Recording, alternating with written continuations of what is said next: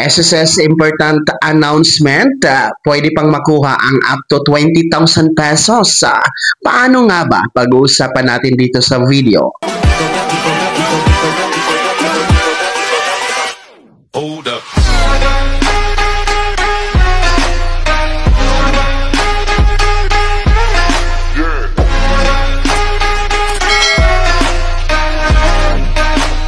Hello mga ka-vlogs! Welcome dito sa aking YouTube channel. Magandang araw po sa lahat ng mga manonood.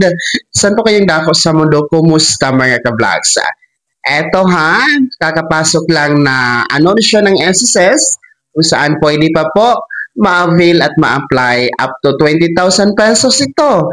Paano? At sino-sino ang po pwede? Mamaya-maya pag-uusapan natin. Pero kung bago ka pa lang dito sa aking YouTube channel o di kaya hindi ka pa nakasubscribe, i-click nyo muna ang ating subscribe button na nasa baba. Huwag kalimutan na pindutin ang notification bell. Ilagay sa all para naman updated ka sa lahat ng mga videos na aking i-upload. So narito na nga po mga SSS members na nasalanta po ng mga nagdaang sama ng panahon, mga bagyo, yung bagyong Krising, at iba pang bagyo, at yung sama nga po ng panahon o yung southwest monsoon na nagdulot po ng matinding pagbaha, lalong-lalo pa sa mga affected areas mga ka-vlogs. So, ang SSS po, kung kayo ay miyembro, ay protektado po kayo sa pamamagitan ng pag-offer sa inyo nitong SSS Calamity Loan Program Benefit, kung saan nga po ay pwede nyo pong ma-avail ang up to 20,000 pesos na halaga ng calamity loan, depende po sa salary credit ninyo. Well, ang pwede po dito, una po ay dapat SSS member kayo at merong 36 months contribution at dapat merong 6 months contribution for the past 1 year, mga ka-vlogs. And then, dapat hindi kayo pensyonado, hindi kayo nag-retired pa, at hindi kayo nagkaroon ng total disability benefit. So, pwede kayo mag-avail nito, mga ka-vlogs. And, importante ay kung saan kayo nakatira na LGU ay nasa ilalim po ng state of calamity na deklarado po ng inyong LGU. So para po sa listahan ng mga lugar na qualified ay nasa screen nyo po, Yan po ang mga listahan ng mga lugar na nasa ilalim po ng state of calamity dahil po sa matinding pagbaha dulot po ng mga nagdaang bagyo at southwest monsoon o matinding sama ng panahon. So, alam niyo naman kung saang area kayo, kung under kayo sa state of calamity. So, you can apply the SSS Calamity Loan Program.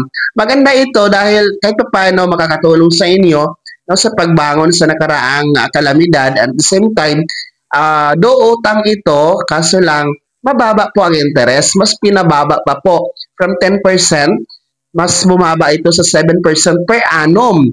And ang kagandahan dito mga ka-vlogs ay pwede nyo pong i-renew after 6 months sa pagbabayan ninyo ng inyong calamity loan kay SSS. So every 6 months, ang bilis lang pwede kayo mag-renew. Then yung balansin ninyo, i-deduct lang yun sa net proceed ninyo mga ka-vlogs. So, pwede kayo mag-apply gamit lamang inyong My.SSS account. Punta lamang po kayo sa inyong My.SSS account portal. Tapos, punta kayo doon sa loan.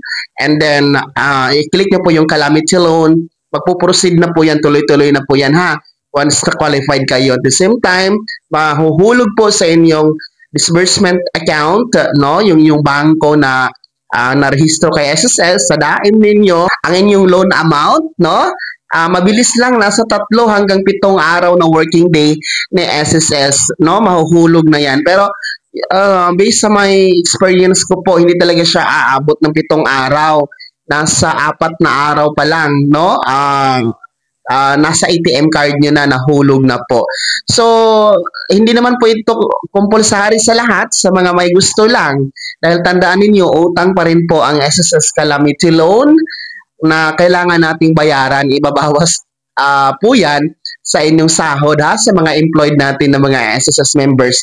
Kaya pag-isipan nyo kung talagang kailangan nyo, you can avail. Pero kung hindi naman po kailangan, ay wala naman po problema mga ka-vlog. So yan po ang calamity law ni SSS, no, para po magbibigay ng support at protection sa lahat ng mga nasalanta ng kalamidad gaya po ng mga nagdaang bagyo.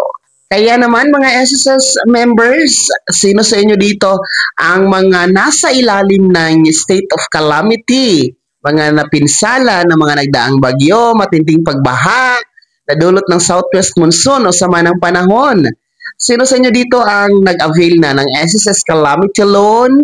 No? At sino sa inyo dito ang mag-a-avail pa lang? Habol-habol po tayo ha dahil mag-cut off po ito, no? Hindi ito wala na ito next month. So, komentan niyo po yung reaction sa comment section na nasa baba. Pakilakip ng buong pangalan at kung taga saan kayo. Bago ako magtapos sa video na to, kung gusto niyo pong sumuporta sa aking YouTube channel, maaari niyo pong i-click ang ating super thanks button na nasa baba. Sa mga gusto maging miyembro, pwede po i-click nyo lamang ating join button. Maraming perks dyan mga ka-vlogs.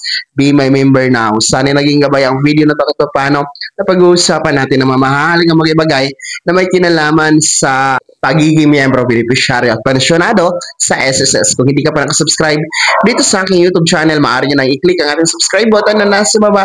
Huwag niyong kalimutan na pindutin ang notification bell, ilagay sa all para naman updated kayo sa lahat ng mga videos na aking i-upload. Maaari nyo din i-like ang video na to at kung meron ka pa mga katanungan, maaari nyo i-komento sa comment section na nasa baba. Paki-follow na din po ang aking official Facebook page na nasa screen nyo. Muli po, ako si Daniel Timpawan na nagsasabing dito sa aking YouTube channel, pawang katotohanan at lahat totoo lamang.